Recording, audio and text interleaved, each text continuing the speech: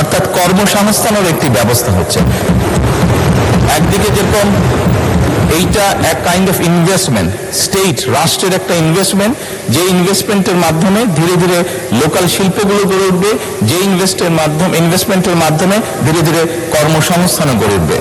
মাননীয় প্রধানমন্ত্রী বলেছেন যে টোটাল 4 কোটি পরিবারকে আমরা ফ্যামিলি কার্ডের আওতায় নিয়ে আসব। আমরা যদি 4 কোটি পরিবারকে আমরা ফ্যামিলি কার্ডের আওতায় নিয়ে আসি, তাহলে আমাদের 1,20,000 কোটি টাকা মাননীয় স্পিকার আমাদের টোটাল হচ্ছে খরচ হবে, এবং প্রসিজারাল কস্ট সহ সেখানে 1,34,000 কোটি টাকা হচ্ছে আমাদের বার্ষিক খরচ হচ্ছে।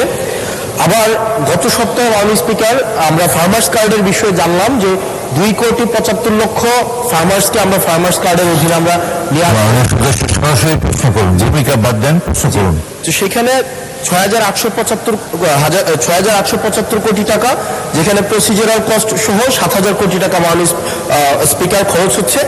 অর্থাৎ মাননীয় প্রধানমন্ত্রীর কাছে আমার প্রশ্ন, এই পদক্ষেপগুলো নিঃসন্দেহে মানুষকে সংযোগ করেছে, মানুষ সেগুলোর প্রতি আকৃষ্ট হয়েছে, কিন্তু আমার প্রশ্নটি হচ্ছে আমরা 1,40,000 কোটি টাকা প্রত্যেক বছরে যদি একটা নির্ভরশীল অর্থনীতির খাতে আমরা বিনিয়োগ করি, সেক্ষেত্রে এটা কতটা হচ্ছে আমাদের অর্থনীতিকে স্বনির্ভর করবে, এবং এই অর্থটাকে আমরা সোশ্যাল সেফটি নেটসের যেই খাতগুলো এখন বর্তমানে বিদ্যমান রয়েছে সেগুলো থেকে কেটে এনে আমরা সেখানে বরাদ্দ দিচ্ছি, নাকি হচ্ছে আমরা নতুন করে আমরা এই খাতগুলোতে টাকা দিচ্ছি? যদি নতুন করে দেই সেক্ষেত্রে মুদ্রাস্ফীতি ঘটার সম্ভাবনা রয়েছে কিনা সেটি পরীক্ষা করা হয়েছে কিনা, এটি আমার প্রশ্ন। ধন্যবাদ মাননীয় স্পিকার। মাননীয় প্রধানমন্ত্রী।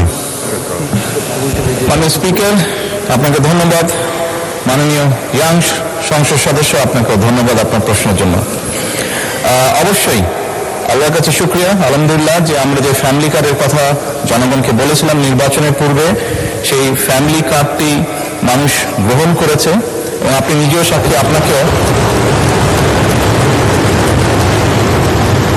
আপনি নিজেও সাক্ষী, আপনার নির্বাচনী এলাকাতেও আপনাকেও মহিলারা ঘিরে ধরেছিল ফ্যামিলি কার্ড পাওয়ার জন্য। আপনি উত্তরে বলেছেন যে এই মুহূর্তে ফ্যামিলি কার্ড সরকার দেবে, আপনি চেষ্টা করবেন তাদেরকে ফ্যামিলি কার্ড ডিস্ট্রিবিউট করার জন্য। মাননীয় সংসদ সদস্য, আপনি নিশ্চয়ই এটি অনুধাবন করতে পারবেন যে 4 কোটি পরিবারকে আমরা ফ্যামিলি কার্ড দিব। আমরা পর্যায়ক্রমিকভাবে সরকার এটি দেবে। পৃথিবীর কোনো সরকারের পক্ষেই একবারে এটি করা সম্ভব না। এই ডাটাগুলো কালেক্ট করতে হবে, কার কি অবস্থা, প্রত্যেকটা ফ্যামিলির ডাটা কালেক্ট করবে, পর্যায়ক্রমিকভাবে আমরা দিব। এবং প্রথম স্টেজে আমরা যারা ভালনারেবল ফ্যামিলি, আমরা তাদেরকে এই কার্ডগুলো দিব। কাজেই ধীরে ধীরে আমরা বাজেটটি তৈরি করব, এবং ধীরে ধীরে আমরা কার্ড দেওয়ার সংখ্যাটা ধীরে ধীরে আমরা বাড়াবো। এবং সেজন্যই আমরা মনে করি আমাদের যে সব হিসাব নিকাশ করেছি আমরা, তাতে করে বাজেটের উপরে কোনো চাপ পড়ার তেমন কোনো কারণ নেই। এটি গেল 1 নম্বর। দ্বিতীয়ত, আপনি বলেছেন যে আরো যেগুলো সেফটি নেট,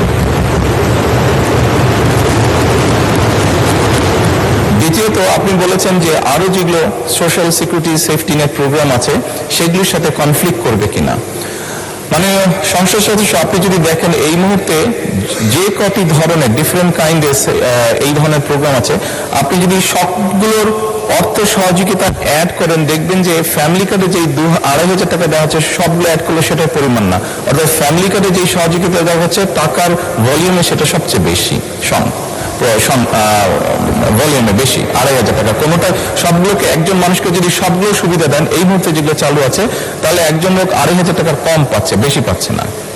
এবং এর মধ্যে আমরা দেখেছি, এর মধ্যে রিসার্চ করে অনেকগুলো মানুষ আছে বা অনেকগুলো ব্যক্তি আছেন যাদের উপরে রিপিটেশন হচ্ছে, যে একই সুবিধা, কয়েকটি সুবিধা একজন ব্যক্তি পাচ্ছেন। তো সেগুলোকে আমরা কাট ডাউন করবো, সবগুলোকে আমরা কাট ডাউন করবো না, যেগুলো রিপিটেশন হচ্ছে সেগুলোকে আমরা কাট ডাউন করবো। এভাবেই করে আমরা ধীরে ধীরে নিয়ে যাব। আর আপনি ইনফ্লেশনের কথা বলেছেন, আমরা অবশ্যই টাকা ছাপিয়ে দিচ্ছি না, আমরা টাকা ছাপিয়ে দিব না, বরঞ্চ আমরা মনে করি এতে ইনফ্লেশনটা কমে আসবে। কারণ আপনি চিন্তা করুন, যখন সে 2,500 টাকা পাচ্ছে, এর মধ্যে নিশ্চয়ই যারা পেয়েছে আপনি দেখেছেন যে তাদের ভিডিওতে দেখেছেন তাদের রিয়াকশনগুলো, কি করবে তারা। কেউ বলেছে জামা কাপড় কিনবে, কেউ বলেছে বাচ্চার জন্য বই কিনবে, কেউ বলেছে ফ্যামিলির প্রয়োজনীয় জিনিস ক্রয় করবে। তার মানে আপনি দেখুন, যেই মানুষগুলো পাচ্ছে এরা কিন্তু কোনো ব্র্যান্ডেড জিনিস ব্যবহার করে না। আমরা সবাই একটু এফোর্ড করতে বলে যে ব্র্যান্ডেড বিদেশি জিনিস ব্যবহার করি, এই মানুষগুলো কিন্তু যেসব জিনিস ব্যবহার করে সেগুলো কিন্তু তাদের প্রয়োজনীয় জিনিস ব্যবহার করে, এবং তারা যে জিনিসগুলো ব্যবহার করে অধিকাংশই দেশীয় কলকারখানা দেশেই উৎপাদিত হয়। কাজেই সে হয়তো থালা বাসন কিনছে, সে হয়তো গামছা কিনছে, যেই সবগুলো জিনিস, সে তার বাচ্চার যে কাপড় কিনছে, সে তার বাচ্চার জন্য যে বই কিনছে, সবগুলো জিনিস লোকালি প্রডিউস হচ্ছে। তার ফলে যেটা হবে, আমাদের লোকাল ইন্ডাস্ট্রিগুলো ধীরে ধীরে, এই যে 1,64,000 কোটি টাকার আপনি কথা বলেন, এটি সম্পূর্ণভাবে লোকাল ইন্ডাস্ট্রিগুলোতে যাবে, লোকাল ইন্ডাস্ট্রিগুলোকে এগুলো হেল্প করবে। এবং স্বাভাবিকভাবে যখন একটি গ্রামে যখন অনেকগুলো ফ্যামিলি, অনেকগুলো মহিলা এই কার্ডটি পাবেন, তারা যখন যেই দোকানে গিয়ে সদাই করবেন, তারা জিনিসপত্র কিনবেন, সেই দোকানে আপনি খোঁজ করে দেখুন, এখন হয়তো একজন হেল্পার আছে দোকানের, তার স্টাফ হয়তো একজন আছে, কিন্তু আপনি 3 মাস পরে বা 6 মাস পরে দেখবেন তার স্টাফ 2 জন হয়ে গেছে। কারণ স্বাভাবিকভাবে অনেকগুলো ফ্যামিলির কাছে এই সহযোগিতাটা পৌঁছাবে এবং তারা সেখানে সদাই করতে যাবে বা জিনিসপত্র কিনতে যাবে। ফলে ওই দোকানের মালিক যে বা দোকানটা যে চালাচ্ছে, তার তখন একজন সহকারী হবে না, তার 2 জন সহকারী হবে, অর্থাৎ কর্মসংস্থানের একটি ব্যবস্থা হচ্ছে। একদিকে যেরকম এইটা এক কাইন্ড অফ ইনভেস্টমেন্ট, স্টেট রাষ্ট্রের একটা ইনভেস্টমেন্ট, যে ইনভেস্টমেন্টের মাধ্যমে ধীরে ধীরে লোকাল শিল্পগুলো গড়ে উঠবে, যে ইনভেস্টমেন্টের মাধ্যমে ধীরে ধীরে কর্মসংস্থানও গড়ে উঠবে। সেই জন্যই আমাদের হিসাব বলছে ইনফ্লেশন বরং কমবে, বাড়বে না। মাননীয় সংসদ সদস্য, ধন্যবাদ আপনার প্রশ্ন।